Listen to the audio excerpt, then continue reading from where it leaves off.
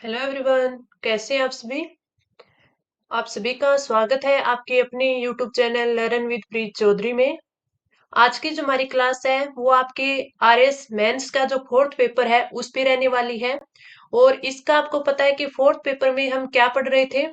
Fourth paper में हमारी जो जर्नल हिंदी है उसकी क्लासेज चल रही थी।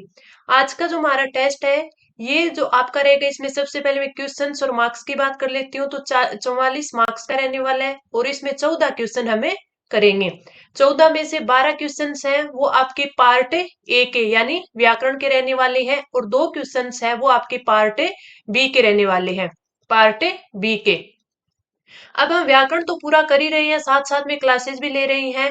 लेकिन अगर हम पार्ट बी की बात करें तो अब हमें जल्दी पार्ट बी को भी कंप्लीट कर लेना है। पार्ट बी की बात करें तो इस पार्ट बी में हमें 5 चीजें दी गई है। 5 चीजों में से पहले जो सबसे पहले हमें दिया गया है संक्षिप्तीकरण।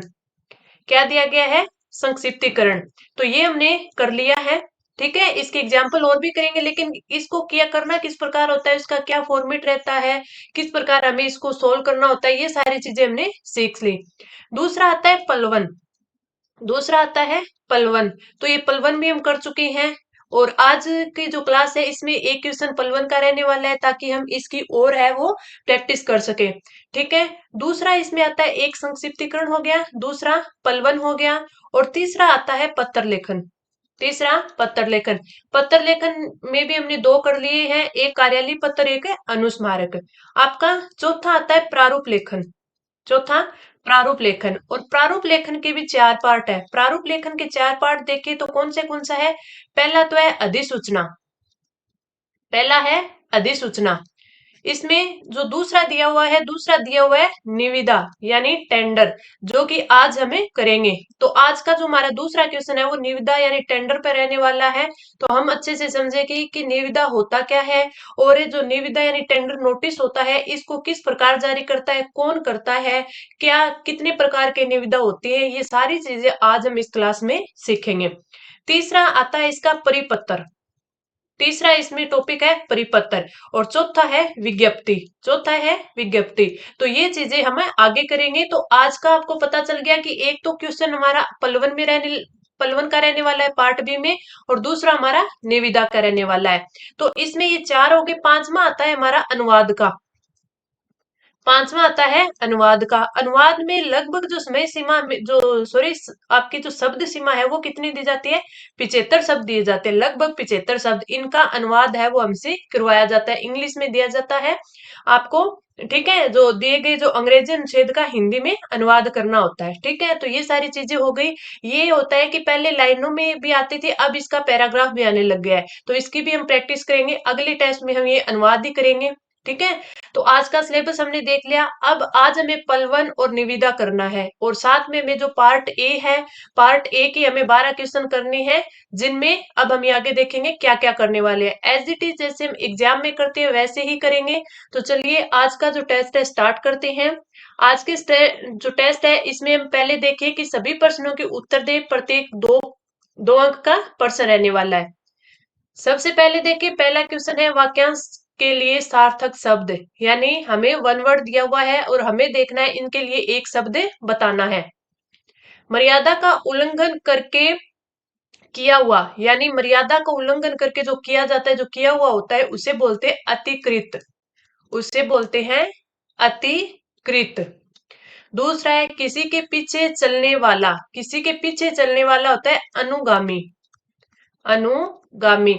और इसे अनुन्यायी भी बोलते हैं, यानी किसी चीज को अपनाने वाला अनुयायी। ठीक है, तो ये 2 हो गए। ठीक है, किसी के पीछे चलने वाला अनुगामी या अनुयायी। अब अगला हमें दिया हुआ है इन वाक्यांशों के लिए सार्थक शब्द लिखिए। जिस स्त्री के पुत्र और पति न हो। जिस स्त्री के पुत्र और पति न हो तो उसे क्या बोला जाता है? उसे एवीरा बोला जाता है। एवीरा। ठीक है। अगला कार्य करने की इच्छा करने वाला। कार्य करने की इच्छा करने वाला ये हमने पीछे भी एक टेस्ट में किया था और उससे पहले जो हमने वाक्यांश के लिए शब्द किए थे 700 से 800 यानी 700 प्लस किए थे, उसमें हमने ये पढ़ा था। तो इसका क्या होता है? चिकित्सु। चिकित्सु। कार्य करने की इच्छा करने वाला क्या होता है? चिकित्सु। ये क्या होता है? चिकित्सु। किरसु। ठीक है, तो आपका ये राइट आंसर हो जाएगा। अब हम आगे बढ़ते हैं। अगला जो ये हमारे वाक्यांश के लिए एक शब्द हो गए। अगला हमारा आता है शुद्ध, जो शब्द शुद्धि होती है वो वाली। तो इसमें हमें वाक्य शुद्धि का क्वेश्चन दिया हुआ है कि निम्नलिखित वाक्यों के शुद्ध रूप लिखिए। दो टाइप के क्वेश्चन आते हैं, एक तो वाक्य शुद्धि आपकी आती है और एक आपकी आती है शब्द शुद्धि। तो हमारा ये क्वेश्चन है वाक्य शुद्धि का। प्रेम करना तलवार की नोक पर चलना है। तलवार की नोक पे चलना है। इसमें जो अशुद्धि दी है वो क्या है कि प्रेम करना तलवार की धार पर चलना है। नोक पर नहीं, धार पर। तो यहाँ पे क्या आ जाएगा, नोक की जगह आ जाएगा धार। प्रेम करना तलवार की धार पर चलना है। मैं और मेरे लोगों का ही काम नहीं हुआ। मैं नहीं, मेरा और मेरा और मेरे लोगों का भी काम नहीं हुआ। यानी आपके मैं की जगह क्या आ जाएगा, मेरा। तो ये वाक्य है वो शुद्ध हो जाएगा, मेरा और मेरे लोगों का ही काम नहीं हुआ। अगले क्वेश्चन पे चलते हैं। अगला क्वेश्चन भी हमारा वाक्य शुद्धि का ही है। आपकी इस बात का कोई अर्थ नहीं निकलता। एक बार जब हम इसे पढ़ेंगे तो ये लगेगा कि ये तो बिल्कुल सही दिया हुआ है। नहीं, आपकी इस बात का कोई नहीं, इस बात का क्या नहीं, कुछ अर्थ नहीं निकलता। तो कोई की जगह क्या आ जाएगा, कुछ। आपकी इस बात का कुछ अर्थ नहीं निकलता, ये फिर सही हो जाएगा। अच्छा खाना आनंद की वस्तु होती है। नहीं, अच्छा खाना आनंद की वस्तु होता है।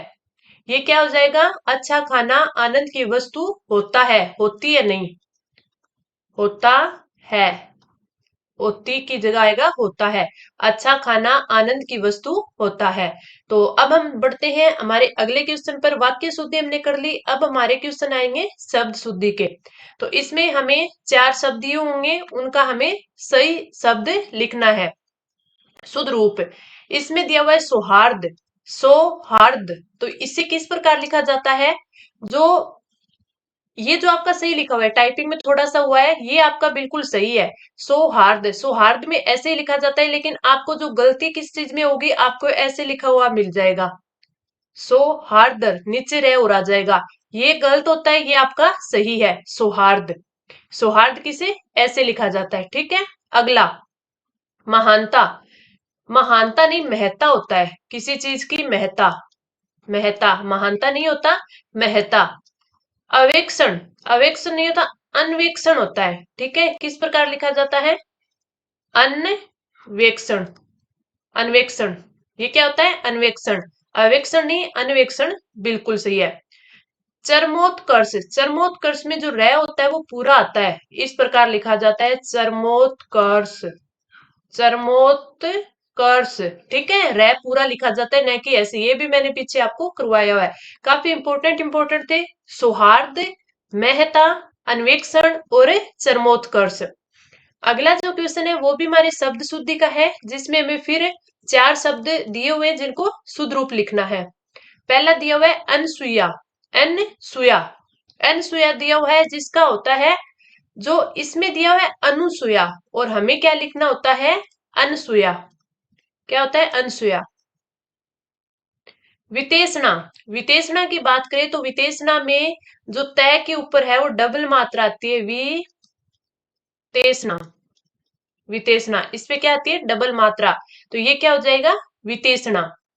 गणमान्य नहीं होता, ये होता है गण्यमान्य। गण्यमान्य। अगला हमारा जो इसका चौथा आता है वो क्या होगा, चौथा में एग्जाम्पल दिया है निहारिका। निहारिका की बात करें तो इसमें जो नी होती है वो बड़ी आती है, निहारिका। क्या आ जाएगा, निहारिका। इस प्रकार लिखा जाएगा, जिसमें नी बड़ी होगी और रै के ऊपर जो मात्रा होगी तो यानी री होगी, ये छोटी होगी, निहारिका। अब आगे बढ़ते हैं। जो हमारा अगला क्वेश्चन है वो आता है कि इन मुहावरों का वाक्यों में प्रयोग कीजिए। हमें क्या दिया गया है, मुहावरा। और इसमें हमें पहले तो इसका क्या लिखना है, अर्थ लिखना है, उसके बाद हम क्या करेंगे, इसका वाक्य में प्रयोग करेंगे। पानी में आग लगाना। पानी में आग लगाना क्या हो गया, ये तो हमारा मुहावरा आ गया। सबसे पहले इसका अर्थ लिखेंगे। पानी में आग लगाना यानी असंभव सा जो कार्य है वो करना। तो हम लिखेंगे असंभव सा, असंभव सा कार्य करना, कार्य करना, लिख दिया। अब इसका वाक्य में प्रयोग लिखेंगे। वाक्य में प्रयोग। तो इसको क्या लिखेंगे? हम लिख सकते हैं कि जो भारतीय वैज्ञानिक है उन्होंने प्रथम प्रयास में ही मंगलयान पर सफलता प्राप्त कर ली। तो सफलतापूर्वक जो प्रेक्षित किया था मंगलयान को, यानी पानी में आग लगा दी थी। तो ये मैंने थोड़ा सा आपको वैसे बताया है। आप लिखते टाइम इसको किस प्रकार लिखेंगे कि भारतीय वैज्ञानिकों ने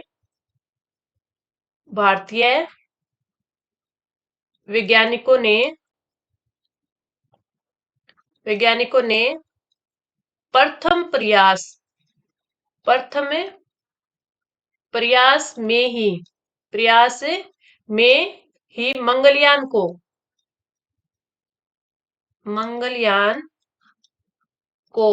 मंगलयान को सफलतापूर्वक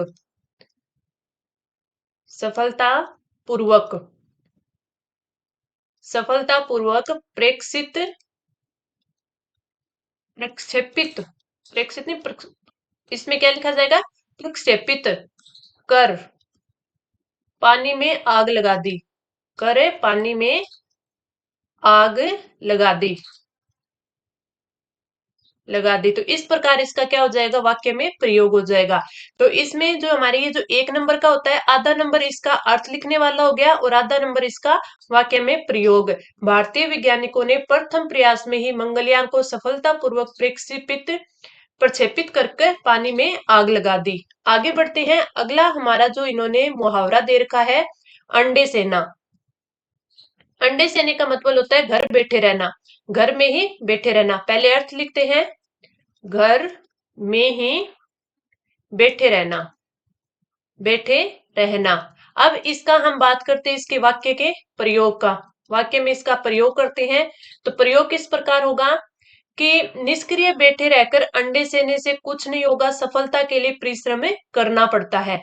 ये लिख सकते हैं या फिर ऐसे लिख सकते हैं, किसी एक्स वाई का किसी का नाम ले लें कि हाँ वो तो पूरे दिन निष्क्रिय घर पे अंडे सेते रहता है और कुछ काम नहीं करता। इस प्रकार भी कर सकते हैं।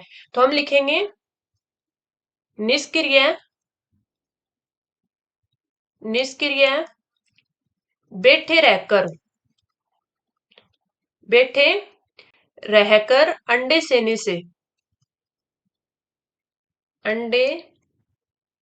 सेने से कुछ नहीं होगा, कुछ नहीं होगा, सफलता के लिए परिश्रम करना पड़ता है, परिश्रम करना पड़ता है करना पड़ता है। तो ये इसका क्या हो गया? वाक्य में प्रयोग हो गया। हमने दो देख लिए, एक तो पानी में आग लगाना यानी असंभव सा कार्य करना, दूसरा अंडे सेना यानी घर पे ही बैठे रहना। एक चीज मैं आपको बताऊं, ये तो हमारी हिंदी की क्लास चल रही है, लेकिन कुछ एक मेरे को 2-3 बच्चों के जैसे मैसेज आए थे आपके इंस्टाग्राम पर कि मैडम आप जो हमें ये हिंदी का करवा रहे हो, इसके साथ साथ हमें आप जो छोटे सब्जेक्ट है उनके भी कुछ करवाओ। उनको या तो आप पूरे जैसे रिवीजन करवा दो शॉर्ट नोट्स के साथ में, या फिर हमें क्वेश्चन आंसर करवाओ। तो देखिए मैं इस पे भी आपने बात की, उस पे गौर करूंगी। अगर मुझसे हो सका तो मैं आपको इसके जो आपके छोटे सब्जेक्ट है उनके क्वेश्चंस है किस प्रकार आपके एग्जाम में पूछे जाते हैं, आपको उन क्वेश्चंस को किस प्रकार लिखना होगा। तो उस हिसाब से कैसे आप उनको लिखोगे, किस किस प्रकार, जैसे आपके 2 नंबर के आएंगे 20 शब्दों वाले, आपके 5 नंबर के आते हैं, तो उन क्वेश्चंस को आप किस प्रकार लिख पाओगे, ये चीजें मैं थोड़ी सी आपको क्लासेस है वो जरूर लगाऊंगी। इस क्वेश्चन में बढ़ते हैं। निम्नलिखित मुहावरों का वाक्यों में सार्थक प्रयोग कीजिए। आफत की पुड़िया। आफत की पुड़िया यानी मुसीबत पैदा करने वाला व्यक्ति। तो हम लिख सकते हैं मुसीबत पैदा करने वाला व्यक्ति। वाक्य में प्रयोग करेंगे इसको तो लिख सकते हैं कि आपको मालूम हो जाएगा कि यह कामचोर नौकर कैसी आफत की पुड़िया है। तो इसका वाक्य में प्रयोग करते हुए वाक्य लिखते हैं, आपको मालूम हो जाएगा आपको मालूम हो जाएगा कि यह कामचोर नौकर कैसी आफत की पुड़िया है? आफत की पुड़िया है। आफत की पुड़िया है यानी मुसीबत करने वाला व्यक्ति है। अगले पे चलते हैं। अगला हमारा जो मुहावरा दिया गया है, पेट में दाढ़ी होना। पेट में दाढ़ी होना क्या होता है कि जो बाल्यावस्था में जो समझदारी वाली बातें करता है या फिर जो बाल्यावस्था में जो समझदार हो जाता है तो उसको बोलते हैं कि बाल्यावस्था में ही समझदार होना, पेट में दाढ़ी होना। ठीक है, इसका लिखेंगे हमें बाल्यावस्था में, बाल्या आएगा यहाँ पे, आ की मात्रा होगी तो लिखते इसमें ध्यान रखना, बाल्यावस्था में ही समझदार होना, समझदार होना। इसका अगर वाक्य में प्रयोग करें तो क्या लिखेंगे कि आप उस लड़के की उम्र पर मत जाइए, यह तो पेट से ही दाढ़ी लेकर पैदा हुआ है। पेट से ही दाढ़ी लेकर पैदा हुआ है, तो आप लिख सकते हैं आप उस लड़के पर या फिर किसी का नाम लिख दीजिए कि आप राजू पर मत जाइए, राजू तो पेट से ही दाढ़ी लेकर पैदा हुआ है। किस प्रकार भी आप इसमें लिख सकते हैं। आप उस लड़के की उम्र उम्र पर मत जाएं या मत जाइए। ठीक है, यह तो पेट में पेट से ही पेट से ही दाढ़ी लेकर पैदा हुआ, पेट से ही दाढ़ी लेकर पैदा हुआ है। ये हमने वाक्य में इसका प्रयोग कर लिया मुहावरे का, जो कि हमने चार मुहावरे देखे, चारों का अर्थ देखा, उसके बाद उनका वाक्य में प्रयोग किया। अब हमारी बात आती है लोकोक्ति या कहावतों पर। ठीक है, इनका भावार्थ वाक्य में प्रयोग से स्पष्ट कीजिए। सबसे पहला में दिया गया, आदि छोड़ एक ध्यावे, आदि मिले न सारी जावे। ठीक है, इसमें सबसे पहले अर्थ देखते हैं तो कि लोभ में सहज रूप से उपलब्ध वस्तु को भी त्यागना पड़ सकता है। ठीक है, आदि छोड़ एक ध्यावे, आदि मिले न सारी जावे। ठीक है, तो यानी लोभ में सहज रूप से जो उपलब्ध होने वाली वस्तु है उसको भी त्यागना पड़ सकता है। अगर इसका वाक्य में प्रयोग देखें तो अपन लिख सकते हैं कि राकेश ने जो आईएएस परीक्षा का साक्षात्कार देने के लिए उन्होंने आरएस जो मुख्य परीक्षा थी वो नहीं दी।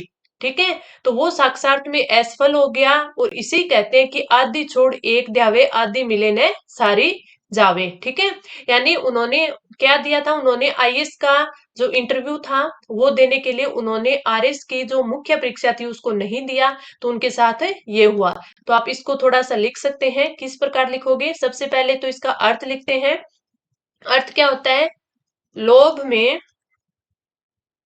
लोभ में सहज रूप लोभ में सहज रूप से उपलब्ध वस्तु को भी त्यागना पड़ सकता है, त्यागना पड़ सकता है। इसमें लिख सकते हैं वाक्य में प्रयोग, राकेश ने आईएएस, और इस आईएएस को आप ऐसे भी लिख सकते हो आईएएस, परीक्षा का साक्षात्कार देने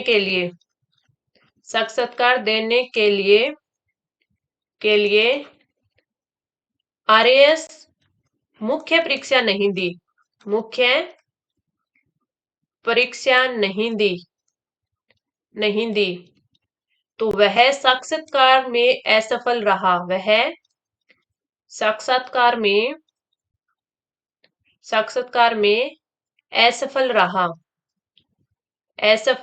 या असफल हो गया। तो आगे हम लिखेंगे कि हो गया, इसे कहते हैं आदि छोड़ एक ध्यावे, आदि छोड़ एक ध्यावे। और उसके आगे फिर लिखेंगे कि आधी छोड़ एक ध्यावे और आधी मिले ने सारी जावे। आधी मिले ने सारी जावे। आधी मिले न और आगे लिखेंगे सारी जावे, यानी कुछ नहीं मिला, पूरी चली गई। अगला जो हमें दिया गया है कि चंद्रमा को भी ग्रहण लगता है। अगला है कि चंद्रमा को भी ग्रहण लगता है।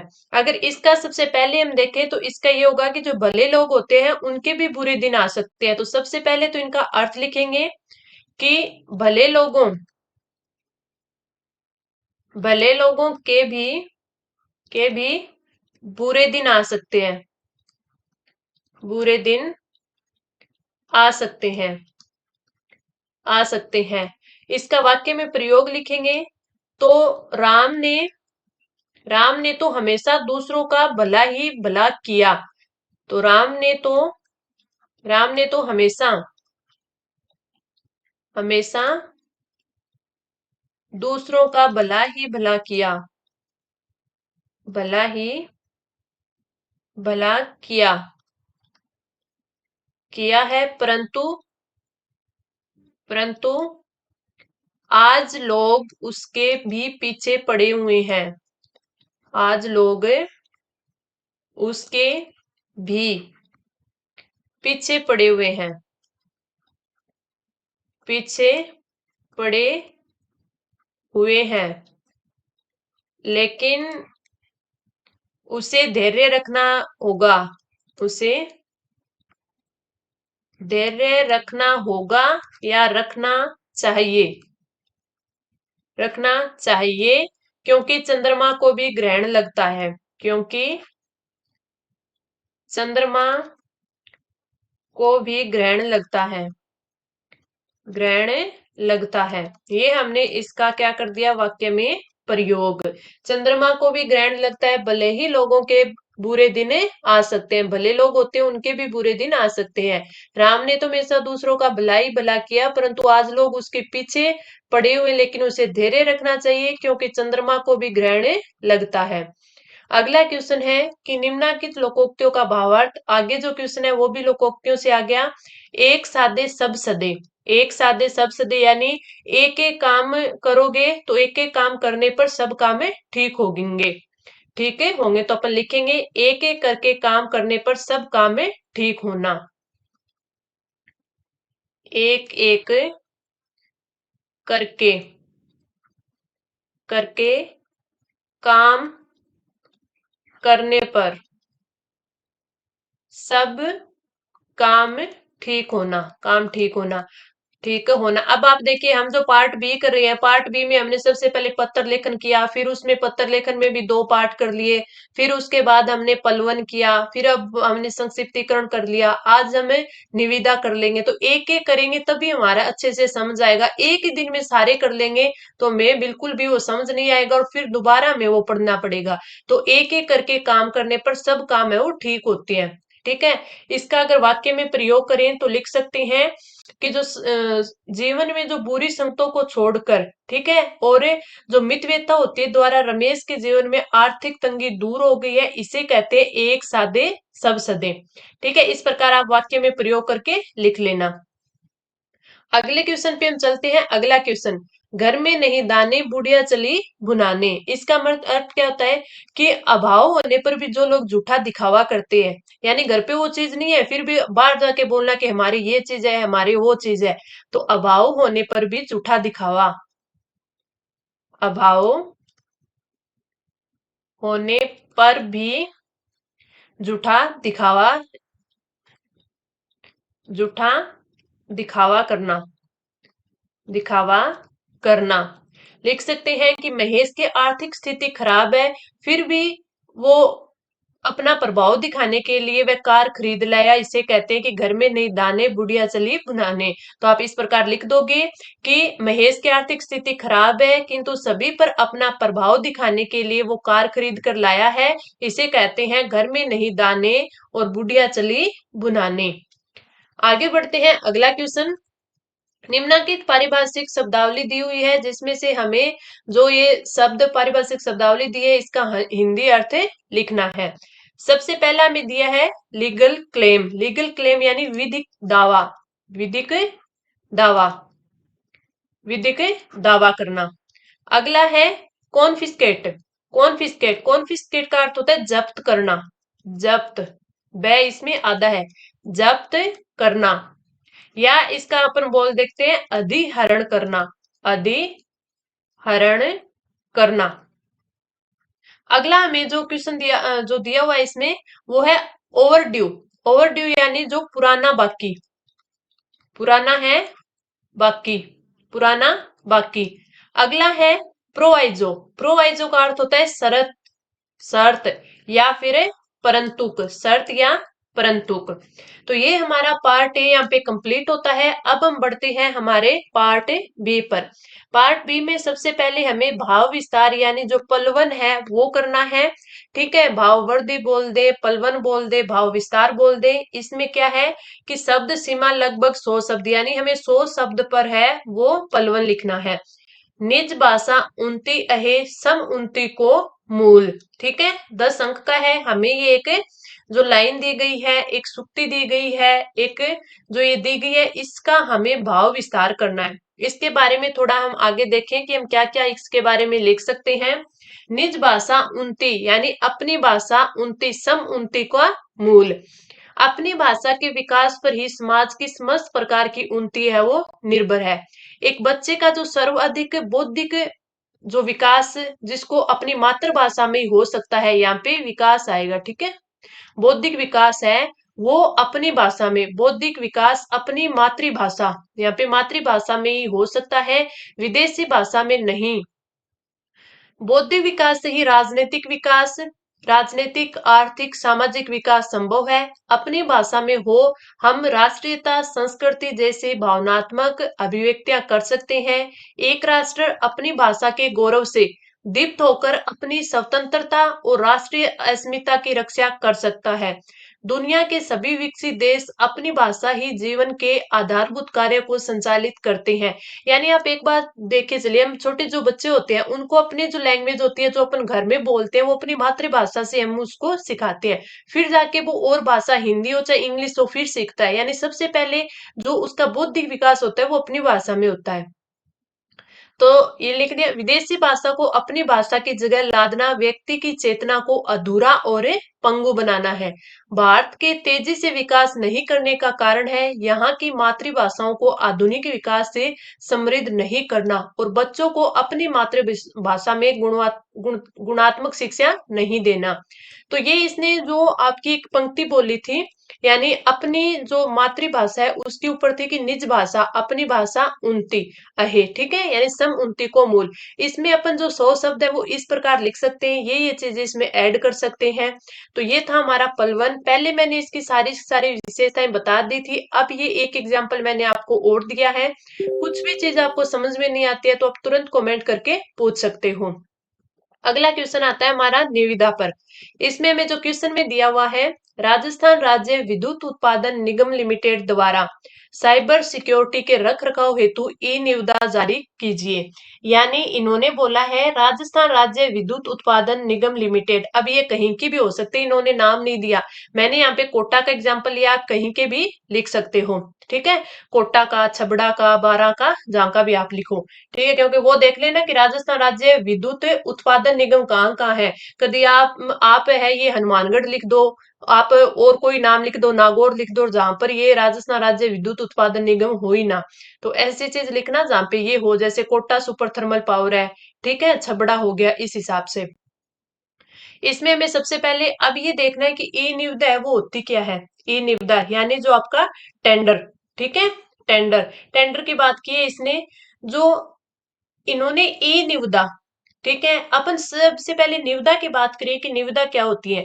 जो सरकारी और जो गैर सरकारी संगठन होते हैं, सरकारी और एक गैर सरकारी जो प्रतिष्ठान बोल दे, संगठन बोल दे, वो अपना कोई भी निर्माण कार्य करवाना हो, ठीक है, कोई भी निर्माण कार्य करवाना हो, इसके साथ है या फिर और कोई है जो कहीं से कोई चीज की आपूर्ति करवानी हो, कोई कहाँ से कोई चीज की आपूर्ति करवानी हो, या फिर कोई सामान है उसकी नीलामी करवानी हो, सामान की नीलामी करवानी हो, ठीक है, यानी उसको अपने काम करवाने के लिए जो इन कामों को कर सकता है उन व्यक्तियों को सूचना पहुंचाने के लिए, यानी ये जो काम है, इस काम को करवाना है हमें, और ये जो काम जो लोग कर सकते हैं उनको सूचनार्थ यानी उनको सूचना देने के लिए समाचार पत्र होते हैं, उनमें इस दर के सहित यानी किस दर पर हम काम करवाना चाहते हैं, ठीक है, उस दर के सहित है अपने ये जो निविदा है वो आमंत्रित करते हैं। यानी आप मान के चल लीजिए कि जो न्यूज़पेपर आते हैं उसमें जो निविदा है यानी टेंडर है वो डाला जाता है, ठीक है, यानी विज्ञप्ति, टेंडर विज्ञप्त किया जाता है, विज्ञप्ति की जाती है इनकी, ठीक है, इसे क्या बोलते हैं, निविदा बोलते हैं। अब जो ये निविदा होती है ये भी दो टाइप की होती है। पहली तो होती है सीमित निविदा, सीमित यानी लिमिटेड, ठीक है, और दूसरी होती है ओपन यानी खुली निविदा। सीमित और खुली क्या होती है, जो सीमित होती है ये जो कम खर्चे वाली होती है, यानी काम हमारा कम रुपए का है, तो इसको हम सीधे जो डायरेक्ट जो काम करने वाले लोग होते हैं या जो अपने बोल दे अपने जो ठेकेदार होते हैं उनको सीधे भेज दी जाती है, जो व्यक्ति होते हैं उनको, ठीक है, उनका जो विज्ञापन है वो जारी नहीं किया जाता, क्योंकि वो सोचते हैं कि विज्ञापन में रुपए लगेंगे, इसलिए वो इसको सीधा ही है वो कार्यालय से जो व्यक्ति पहले से काम कर रहे होते हैं इसके बारे में, यानी कोई टेंडर के लिए जो आपके कॉन्ट्रैक्टर वगैरह होते हैं तो उनको सीधा ही भेज दिया जाता है। अब एक तो ये हो गई, एक खुली होती है यानी अपने जिसका प्रकाशन करती है, ठीक है, यानी अपने देख लें कि कोई भी समाचार पत्र हो गए उनके माध्यम से इस निविदा को प्रकाशित करना, तो उससे बोलते हैं खुली निविदा, उसे क्या बोलते हैं, खुली। वर्तमान में अगर राजस्थान सरकार की बात करें तो 2 लाख रुपए की अधिक की राशि है वो इसके लिए जो आपकी सीमित निविदा है उसके लिए रखी गई है। अब ये तो निविदा के बारे में बात कर ली।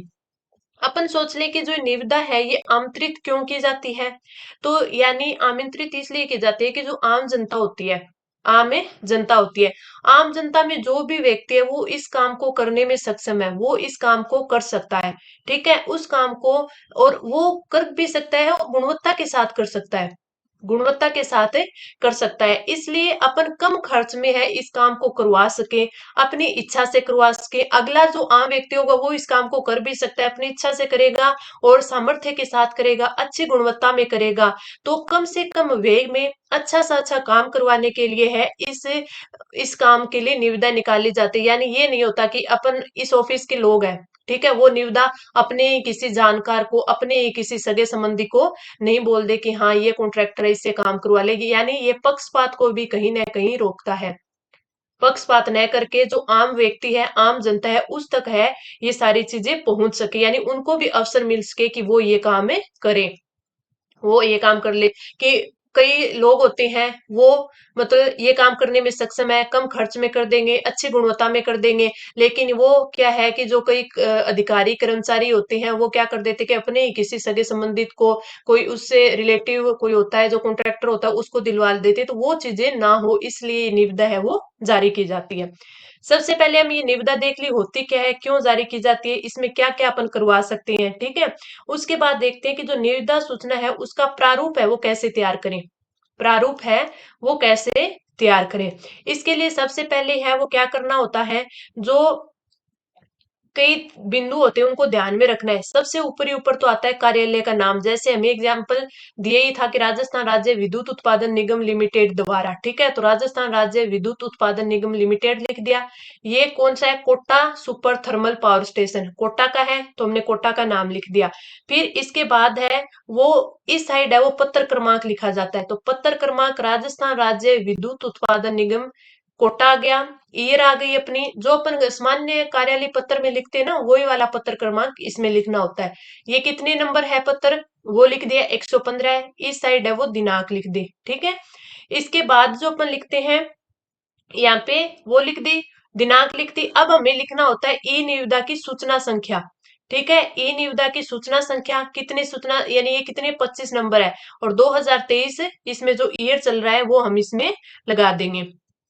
अब नीचे जो इसमें हमें लिखना होता है, यानी हमें इसमें काफी सारी जानकारी देनी होती है। ये तो ई निविदा है, इसलिए इसने थोड़ा सा लिखा है, मैं आपको पहले यही पढ़ के बता देती हूँ, फिर इसके बाद में बताती हूँ। इसने बोला है, राजस्थान राज्य विद्युत उत्पादन निगम में साइबर सिक्योरिटी के कार्य हेतु पंजीकृत संवेदकों, जो कि राजस्थान सरकार के ए, बी और सी श्रेणी के संवेदकों के समक्ष हो, उनसे निर्धारित ई निविद प्रपत्र में ऑनलाइन निविदाएं आमंत्रित की जाती हैं। ई निविदा से संबंधित विस्तृत विवरण है वो इस वेबसाइट पर मिल जाएगा आपको। ठीक है, ये दे दी उन्होंने, एनर्जी राजस्थान गवर्नमेंट इन दे दिया। ठीक है, डब्ल्यू ये करके उन्होंने ये है वो दे दी, इस पर उपलब्ध है। और नीचे फिर है खुद के साइन कर दिए। ये कौन हो गया, मुख्य अभियंता हो गया। ठीक है, और Kota super thermal power station ये अपनी सील हो गई। तो ये ई निविदा थी, तो इसमें अपनों ने बोल दिया कि ये ई निविदा है, ऑनलाइन निविदाएं हैं वो आमंत्रित की गई हैं, और ये है वो इसी साइट पर, वेबसाइट पर आपको देखने को मिल जाएगी। जो ये निविदाएं होती है, इसमें एक चीज मैं आपको बताऊं कि इसमें कई चीजें होती हैं। क्या चीज होती है इसमें, कोई काम अपन को करवाना है, ठीक है, कहीं से कोई चीज मंगवाई, जैसे मैं अपने ऑफिस का एग्जांपल दे देती हूँ। मेरा ऑफिस है एक्सिन ऑफिस, ठीक है। तो यहाँ पे हमें कुछ भी टेंडर हम जब खोलते हैं, ठीक है, एक चीज तो इसमें ये होती है कि जो टेंडर का लिफाफा होता है, ठीक है, उसपे जो, जैसे हमारे ऑफिस का हेड एक्सिन होता है, तो एक्सिन के नाम पे आएगी, तो एक्सिन का यहाँ पे पूरा का पूरा एक्सिन ऑफिस का इस पे एड्रेस होगा, सील लगी हुई होगी। ठीक है, ये सारी चीजें इसमें होती है। दूसरी बात ये हो गई कि जैसे इसमें होती है, ये तो ई निविदा इसलिए इसमें नहीं होती, इन्होंने बोल ही दिया है कि जो ऑनलाइन निविदा है वो आमंत्रित की जाती है। ठीक है, बाकी निविदा के अंदर है वो सारी चीजें बताई जाती है कि इसमें किस दर पर हमें ये काम करवाना है। ठीक है, इसमें हमारी क्या क्या, इन जो हमारी टर्म्स एंड कंडीशन है वो भी इसमें दी हुई होती है। इसमें जो धरोहर राशि है वो भी दी जाती है, धरोहर राशि है वो भी दी जाती है। ठीक है, किस प्रकार वो धरोहर राशि उसको जमा करवाने की जो प्रक्रिया है या जो उसके निर्देश है वो भी इसमें दिए जाते हैं। साथ में ही जो कार्य करवाने का जो विवरण होता है कि हमें कौन कौन सा कार्य करवाना है, वो विवरण है इसमें दिया जाता है। कितने टाइम पीरियड में करवाना है, यानी काम में शुरू होने की जो डेट होती है वो, और कब तक हम काम है वो पूर्ण मान ले, कब तक आप काम है वो पूरा कर दोगे, वो चीजें होती हैं। ठीक है, साथ में ही जो कार्य करने की प्रकृति इसमें बताते हैं, जैसे कोई ठेकेदार हो गया, उस काम का सही मूल्य है वो कितना लगाएगा। ठीक है, तो इसलिए हम पहले ही बता देते हैं कि हाँ हमें इस ये काम है वो इतने तक है करवाना होता है, या ये चीजें। ठीक है, को और भी जो शर्तें होती है भी, कितना शुल्क है वो ठेकेदार कितने दर पर वो कर सकता है, ये सारी चीजें इसमें दी हुई होती है। तो मेन मेन बात मैं आपको ये बताऊं कि निविदा होती क्या है, कि हमें सबसे पहले इसमें फॉर्मेट देख लेना है। ऊपरी ऊपर है वो कार्यालय का एड्रेस आएगा, यानी जिस कार्यालय की है वो आ जाएगी, फिर उसका स्थान आ जाएगा। इस साइड आपको क्या लिखना है, इस साइड आपको पत्र क्रमांक लिखना है। ठीक है, जैसे अपन कार्यालय पत्र में लिखते हैं ना, वैसे ही। ठीक है, यहाँ पर अपनी जो ईयर चल रही है, कितने नंबर है, दिनांक हो गई। ई निविदा सूचना संख्या यानी 25 नंबर निविदा है, तो ये हो गई, ये होगी। बीच में जो भी हमें चीज बोली है, अभी साइबर सिक्योरिटी कार्य के लिए हमें चाहिए, तो इसमें बोल दिया। इसमें ये भी बोल दिया कि राज्य सरकार के जो ए, बी और सी श्रेणी के जो संवेदक है उनके समक्ष होने चाहिए। और हमने ये बोल दिया कि ई निविदा का एग्जाम्पल दिया है, तो ये भी बोल दिया कि ऑनलाइन निविदाएं आमंत्रित की गई है। आप इस वेबसाइट पे जाओ, यहाँ पे जाके उसकी पूरी की पूरी टर्म्स एंड कंडीशन आप पढ़ सकते हो कि हमने क्या धरोहर राशि रखी है, क्या हमने टाइम पीरियड रखा है, कब से शुरू करना है, हमारी क्या क्या टर्म्स एंड कंडीशन है, ये सारी हमने दे दी। फिर यहाँ पे साइन हो गई, और यहाँ पे उसकी ये सील लग जाती है। तो ये होती है आपकी निविदा। ई निविदा भी होती है, सीधी निविदा भी होते हैं, यानी आपका टेंडर जारी करने की ये प्रोसेस रहती है। आई होप आपको अच्छे से समझ आई होगी। मैंने अपनी तरफ से काफी अच्छे से समझाने की कोशिश की है, फिर भी कुछ चीज समझ में नहीं आई है तो आप कमेंट करके पूछ सकते हैं। अब हम मिलते हैं अगली क्लास में। अगली क्लास में वही हम पार्ट बी के आगे के जो टॉपिक हमें दिए गए हैं वो करेंगे, और साथ में जो पीछे हम टॉपिक कर चुके हैं उनका भी रिविजन करते रहेंगे। तो चलिए मिलते हैं अगली क्लास में। धन्यवाद।